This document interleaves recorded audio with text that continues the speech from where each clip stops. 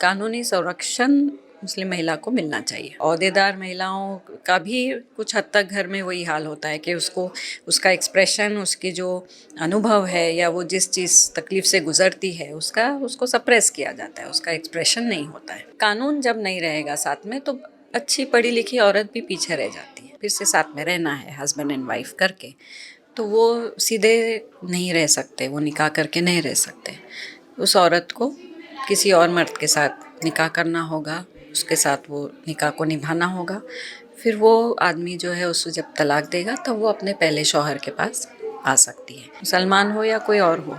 ये इसका हक है, वो उस हक के साथ पैदा हुई है। हम जो पिछले 20 साल से काम कर रहे हैं वो मुस्लिम पारिवारिक कानून जो है उसमें सुधार का काम हम पिछले 20 साल से कर रहे हैं, जिसके तहत 2019 में 3 तलाक का जो 3 तलाक को हटाने के लिए जो कानून आया वो हमारे संगठन के तरफ से कोशिश रही कई सालों की, उसकी वजह से आया। तो हमारा ये कहना है कि मुस्लिम औरत भी इस देश की नागरिक है और जो देश का कानून है वो उसकी सुरक्षा मुस्लिम औरत को भी मिलनी चाहिए। और उसके लिए भी पारिवारिक कानून का एक मसौदा या पारिवारिक कानून का कोडिफिकेशन हो, ताकि उसके जो घर के अंदर चार दीवारी के अंदर जो उसके हक बनते हैं वो उसको मिले। ये जो हलाला के थ्रू में मुस्लिम जो पुरुष लोग हैं फायदा लेना चाहते हैं, ऐसा हो रहा है? आपको फील हो रहा है? इसके लिए कानूनी प्रोटेक्शन चाहिए। अगर कानून की तरफ से हलाला की प्रैक्टिस को गैरवाजिब बनाया जाता है तो जो प्रैक्टिस अगर छुपे तरीके से भी होती है तो उसके ऊपर रोक आएगी। इसके लिए लेजिस्लेटिव प्रोटेक्शन, कानूनी संरक्षण मुस्लिम महिला को मिलना चाहिए। हलाला होना चाहिए या नहीं होना चाहिए? ऑफ कोर्स नहीं होना चाहिए, क्योंकि वो प्रैक्टिस कुरान में भी नहीं है। उसके बाद उसका जिक्र जिस तरह से हमारे समाज में उसकी प्रैक्टिस होती है उस तरह का जिक्र कुरान में नहीं है। तो जब जब उसको कुरानिक सैंक्शन नहीं है, जब वो संविधान के मूल्यों पर भी खरा नहीं उतरता है, तो ये प्रैक्टिस क्यों रहे? ज़्यादातर मुस्लिम लोग बोलते हैं, जो पुरुष लोग हैं वो बोलते हैं कि महिलाओं के लिए ज्ञान ज़्यादा नहीं है, ये लोग को कुछ भी बोलना भी नहीं आता है, तो इसीलिए मतलब उसको छुपा के रखना, मतलब महिलाओं को सप्रेस करना चाहते हैं या? बिल्कुल बिल्कुल, वो सभी महिलाओं का हाल है। हमारे देश में सभी महिलाएं बहुत शिक्षित और पढ़ी लिखी और ओहदेदार महिलाओं का भी कुछ हद तक घर में वही हाल होता है कि उसका एक्सप्रेशन, उसकी जो अनुभव है या वो जिस चीज़ तकलीफ़ से गुज़रती है उसको सप्रेस किया जाता है, उसका एक्सप्रेशन नहीं होता है। मुस्लिम महिलाओं का भी वही हाल है। तो सभी बहनों का हमारे देश में वो हाल है। मुस्लिम महिला की तकलीफ़ कहाँ आ जाती है? जब उसके लिए कानूनी प्रोटेक्शन नहीं होता है। जो बाकी महिलाओं को उपलब्ध है वो उसे क्यों उपलब्ध नहीं है, ये हमारा सवाल है। तलाकशुदा महिला के लिए दूसरी पति मिलना मुश्किल हो रहा है। जो आजकल जो चल रहा है कि तलाक अगर किसको कोई बोल देता है, पुरुष के लिए जितना आसान होता है सर्वाइव करना, महिला के लिए बहुत मुश्किल होता है, क्योंकि उसके पास बच्चा रहेंगे या फिर वो खुद मतलब बाप के घर में जगह नहीं या फिर सास के घर में जगह नहीं है, तो उसके लिए क्या करना चाहिए एक महिला को?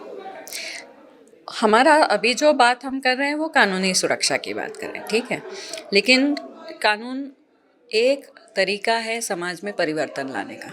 बाकी सामाजिक स्तर पर परिवर्तन आना चाहिए, तहजीबी स्तर पर परिवर्तन आना चाहिए, आर्थिक स्तर पर परिवर्तन आना चाहिए। एक औरत हर तरीके से जब सक्षम होगी, उसको तालीम मिलेगी, वो आला मुकाम तक पहुंच पाएगी, उसको काम करने के मौके मिलेंगे, उसके पास पैसे होगी, उसका समाज में एक स्तर होगा, तब बहुत सारे मसले जो है वो हल होंगे।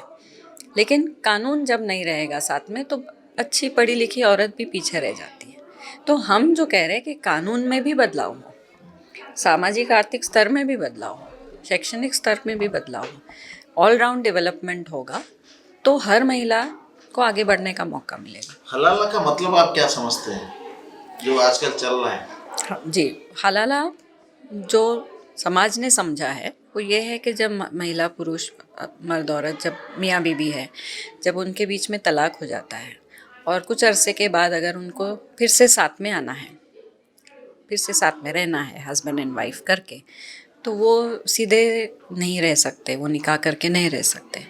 उस औरत को किसी और मर्द के साथ निकाह करना होगा, उसके साथ वो निकाह को निभाना होगा। फिर वो आदमी जो है उसको जब तलाक देगा तब वो अपने पहले शौहर के पास आ सकती है। ये जो प्रैक्टिस है, इस प्रैक्टिस के ख़िलाफ़ हम चाहते हैं कि कानून बने, क्योंकि ये कुरान पर आधारित नहीं है और बहुत ही सीधी बात है कि एक औरत के ऊपर ये जुल्म है। जी। जैसे पुरुष लोग के लिए ज़्यादातर मतलब फ्री है, महिला के लिए उतना फ्री नहीं है। वो बाजार घूमने हो या फिर कहीं पे भी हो, उसके ऊपर मतलब जैसे कि पूरे हमेशा घर के अंदर ही रहना है, रहने के लिए बोल रहे होते हैं। ये कितना दिन सही है? ऑफ कोर्स सही नहीं है। हर इंसान, हर औरत, चाहे वो मुसलमान हो या कोई और मज़हब की हो, वो उसको अपनी अपनी ज़िंदगी अपने मुताबिक जीने की आज़ादी तो मिलनी चाहिए। हर पुरुष को मिलनी चाहिए, वैसे हर स्त्री को मिलनी चाहिए, मुसलमान हो या कोई और हो। ये उसका हक है, वो उस हक के साथ पैदा हुई है, वो हक उससे कोई ले नहीं सकता। जैसे हम मानव अधिकार की बात करते हैं, मानव अधिकार ही अनएलिएबल है। कोई उस she is born with it, उसके अंदर निहित है। हर इंसान वो हकों के साथ पैदा हुआ है। तो समाज के इन प्रथाओं से वो हक छीना जाता है, लेकिन हर इंसान को खुलकर जीने का, अपनी आज़ादी से जीने का, अपनी ख्वाहिशों को पूरा करने का, अपनी जो पोटेंशियल है उसको हासिल करने का, आला तालीम हासिल करने का, डिग्निटी का, रोज़गार का, पैसों का, हर वो चीज़ से जिससे ज़िंदगी अच्छी बन सकती है, वो हर इंसान को मिलने का उसका वो हक है। और उसको वो आज़ादी मिलनी चाहिए कि वो पा सके। और सेक्युलर लिबरल डेमोक्रेसी में सरकार की बहुत बड़ी जिम्मेदारी है कि वो इस तरह का माहौल समाज में बनाए कि हर इंसान आगे बढ़ सके।